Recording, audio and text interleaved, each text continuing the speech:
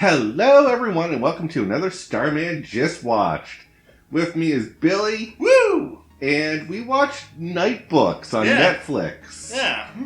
I don't know if this is a newer movie or an older movie, but 2021, I believe it came out. Okay, so relatively new. Yeah. 2 years ago at the time of this recording. Yes. And, okay, to be fairly honest, this was just on a whim. I was going through Netflix, and the trailer just kind of made me chuckle. Yeah. So, or the, what do they call them? Not trailers on Netflix. No, it's, the clip. Yeah. That they show when you hover over the movie for too long. Yeah. And I was like, alright, this seems like... I was worried it's just going to be a knockoff Strange Tales to Tell in the Dark. Or Stories to Tell in the Dark. That's what I thought. Yeah, like when you look at it in the title, I'm like, okay, that does seem like... Anthology. It is a little bit of an anthology, but you only get 3 stories, and they're very short. Yeah. And they're not the focal point of the movie. No. So, simple plot. Alright. Alex is the main kid's name. Yeah. The whole, little kid, whole fanatic. Yeah, Little Debbie Jr. Yeah. We made that comparison real quick. No shit, right? Yeah. London writes scary stories, and no one showing up at his birthday party, so he decides to stop writing. Yeah. Goes down to insinuate his books, and gets loaded into a witch's apartment. Yep. And now must survive the witch while he has to write scary stories for her to keep living. Yeah. So, yeah, that's a fairly basic plot, and then the stories that he writes, those are the anthologies you get. And not the greatest stories. No, I mean, I was... But you also gotta remember, I felt like this is played for comedy more than just scary. Yeah, there's a few comedy elements, right? Yeah. Or this is for a very young audience. Yeah. Horror. And even then, it's not going to be scary for a young audience. No. This is pretty safe in my mind for anyone to watch. Yeah, it's just... Yeah. Yeah. No worse than Harry Potter. We made that comparison. Yeah. Yeah. But even Harry Potter was a little more grim than this. Yeah, no, it's... That described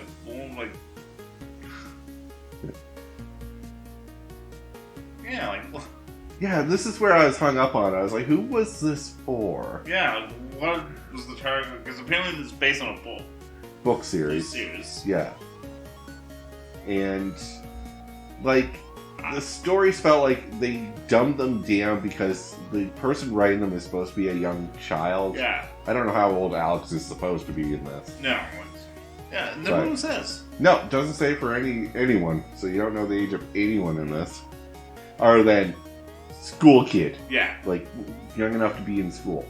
And not almost high school level, I think. Yeah. Junior high. Junior high, for sure. Because he's at that age now where his friends are like, oh, well, but these are cooler friends, so I'm leaving you for my cooler friends. Yeah, and you're so weird. I'm like a whore. Yeah. I was you that in high school. More than you'd fake and less than you'd hope. Oh. So this really hits. Yeah, I felt for Alex on this one. At least I had friends that, even though I was in the creepy horror stuff, they understood that, and I was smart enough to know, okay, my friends aren't into this, so I'm not gonna bombard them with my horror nonsense, because they don't want that. Yeah. Anyway, so that's beside the point. We're not talking about my life story. Yeah, no. Back on track here. Back on track. So yes, he gets kidnapped by a witch and finds another girl there named Yasmin. Yeah, Yas for short. Yeah, Yas for short. And a cat named Leona. Lenore, sorry. Yeah. The teleporting, disappearing cat. Yeah. And he tries to be the good guy. I want to make friends with the captures here. Yeah. Not the witch, but like, Jasmine, you and I are in the same boat. Yeah. We should work together and get out of here. And Yasuo's like, I've been down that road before. It does not end well, and I'm not going to have my heart broken again. No. You do your thing, I do mine. Yeah, exactly. And he has all these backstories. He's given up on writing, so the ideas don't come to him. Yeah. But luckily, he has this whole pile of old stories that he can fall back on. Yeah, he has like a couple notebooks. Yep. Until an incident happens and he loses the notebooks, which I knew was coming. Yeah, you kind of have a feeling like, hey, something's gonna happen. Yeah, because we got to move the plot along to where he has to get out of here, otherwise it's death. Yeah. And then this was the weirdest plot twist I think I've ever seen. Okay. And so the witch Natasha, which we all agree is very sexy. She's downright sexy. Can I say it? Yeah. Man, what a wilf. Yeah. Which I would like to. Anyway. And I was like, okay, interesting that she's the villain. And then I was getting the vibe that she's not the actual villain. Yeah. There's a worse evil lurking around here. And I was right. Right. Like, I think we timestamped that. Yeah. I have to say at least 10 minutes into the... Into the, when we actually meet Natasha. Yeah. And we notice that the house shakes. I think it's like, alright, something's more. Yeah, someone's keeping this house together or something. And this is why Natasha needs stories. And it turned out right. But to have the witch from the Hansel and Gretel story be real. Yeah. I don't know how I feel about that. Weird. It's like, it's just the witch, like, wait, she's... You're real? It's like, yeah, so she actually eats kids. Yeah, and she's the one who actually eats kids. Oh, we get the Wicked Witch of the West that throws monkeys at us. Yeah, I mean, gotta get she's kind of fun. Yeah. All we get is a dumb candy house. Oh, which that'll eat us. But, so, that was a weird plot twist. Wasn't sure how to feel about that, but I kind of just nodded and went with it. Yeah. I know it makes sense because we're dealing with stories, and they really hinted at it when the first story he goes for in the library is the original Hansel and Gretel. Yeah, and that's where he finds the hidden notes. Yeah, the beginning of the hidden notes. Yeah. Which, this threw a lot of plot twists. Yeah. And, just in rapid sessions at the end. Because, the unicorn girl escaped. Yeah. So they find notes from what Alex calls the unicorn girl because she really likes unicorns. Yeah. And they're going through all the children that have been turned into dolls, basically. And they're like, well, this unicorn girl had a necklace of a unicorn, and that's not there in any of the dolls, so she must have got away. Yeah, she escaped. Yeah. Meaning, we can do that too. Yeah. We just have to knock out Natasha and steal her key. Typical fairy tale story plot. Yeah. Which we do. We escape, and then the first plot twist happens. We're not back home when we got out of that door. No, we're in some weird fairy tale dimension. And we find the gingerbread house. Yeah, I'm like, what? Yeah. Then I'm like, we're going this route. That this apartment apparently connects fables to real life. Yeah, I mean... I'm like, okay, just keep it going. Let's just see. Now, as a person who's been reading through the fables tales from... I don't remember the author, sorry, but if you ever played Wolf Among Us, that whole story arc is from fables. And the whole premise of that is that the fables from those stories come to our world. And I was like, Interesting. This is twice now that this storyline has happened to me. What the hell? So, continuing on with our points, we find out that, or we go into the gingerbread house, apparently because it has this magnetic effect on kids to make them want to eat it. Can you blame? Yeah, I was like, because I like that Yasmin's like, yeah, that's real smart. Why would anyone eat a gingerbread house in the middle of nowhere? Yeah. Like, and of course, she falls victim first to the yes? gingerbread house. And I did like the eye effect. If you ever get a chance, look at the eye effect on this. Yeah, you really like that. Yeah, like they got the crazy swirl eyes on, like, a live action. Impressive. It's very impressive.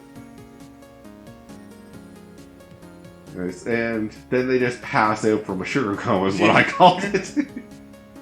They wake up. Alex isn't put in a cage. He's just on the floor and he wakes up. Yeah. Goes down to find Yasmin and Lenore in a cage, captured by Natasha. And I'm like, why didn't she take Alex? Get ready for another plot twist! Yeah. Natasha is... Unicorn Girl! Yeah, so Unicorn Girl never escaped. What she did was she played dumb and wanted to butter up the witch, we'll say, so that the witch would make her her favorite. And meanwhile, Natasha plotted her evil scheme of knocking out the witch. Yeah. And then tried to escape, but realized that the exit doesn't lead back home. Oh, no! No. I am so sorry, I screwed that up. She escapes, but her family moved. Yeah, she gets back home, but her family abandoned her, basically. But I was like, can you blame them? They're probably thinking you're dead. Yeah. And then she's like, well, then who needs them? So she came back and then apparently started to harvest the witch's magic by keeping the witch asleep and siphoning off the mist out of the witch. And then using it as a perfume, I guess. Yeah. Great tail magic, right? Yeah. When you're dealing with magic, you kind of just have to nod and say, yeah, okay, that's okay. Yeah. Can't really justify it. No, I just go with the flow. Yep. All you can do on that one. So, and then we notice that, okay, the real witch is in this glass box, being siphoned out of magic. Natasha's controlling everything, and Natasha wants to stay in control because that other witch is really bad. Yeah. Like, terribly bad. And of course, because Alex has screwed everything up, the witch gets free. Actually, Alex basically tells his story of why he gave up horror. Oh yeah, which was supposed to be the sad, scary tale. But he changes it to a happy ending, which is apparently a no-no because the happy endings don't sit well with the witch. No, she likes the sad endings. She likes sad, tragic death endings. So Alex spins that out, and then the witch awakens, which I'm like, okay, I guess eat fire with fire right now, but you're really playing a dangerous game here. And so the witch awakes, and then you call it witch fight! And immediately Alex replies with witch fight, and they stand there for a moment and watch. I'm like, get the hell out! I was like, you know where me and Billy are right now? We're in the woods. Yeah. We're running back to the apartment, figuring how to get the hell out of here. Because it doesn't matter who wins the witch fight. They're coming after us next. I'm either going to be eaten alive by the old witch, or I'm going to be turned to a doll by the new witch. I mean, just get the hell out. Yeah, it's not going to be a win-win here. So, they get away. The old witch beats the new witch, because, you know, that's how that works. Yeah. In the world of magic, old beats new. Always. And, of course, the Candy Witch now goes after them. follows them into the real world, which was another. Can you exist outside the Fable land? I don't know.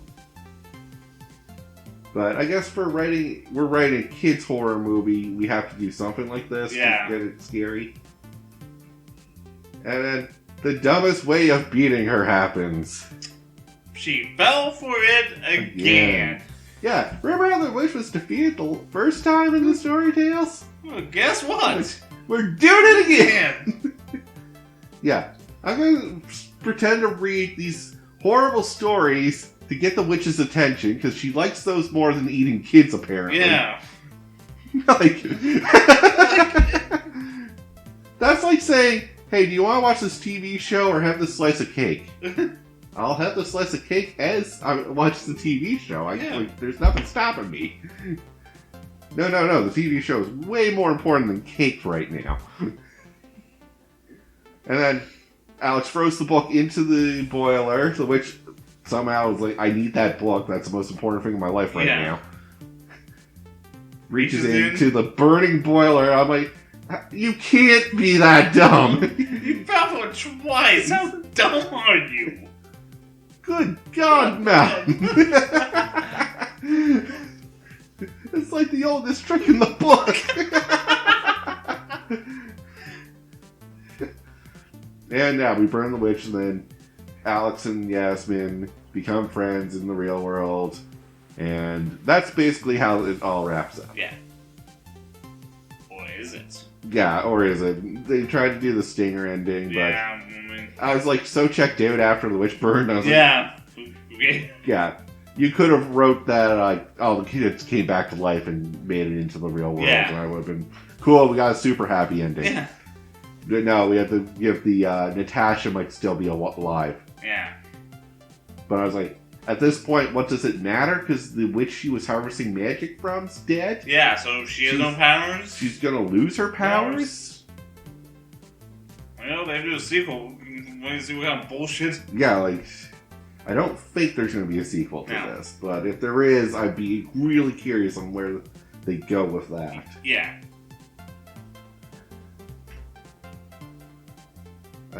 Then again, I'm like, this has to be directed to kids.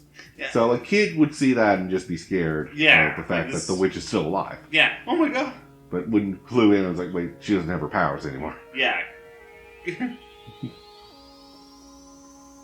Or if she does have her powers, she's not going to have them for very much longer. But we'll see. I mean, there's some things that you can open up there, because Yasmin used the power to get out of there. Yeah. So if Yasmin has residual magical powers, something you could work with that. Yeah. It's going to be kids' storybook writing, but it's going to still be decent enough in my mind. There you go. So, things we didn't like about the movie. We'll start there. The anthology did not feel needed. No, I did not. It was kind of like they're trying to make fun of anthology stories like that. And shame on them. Yeah.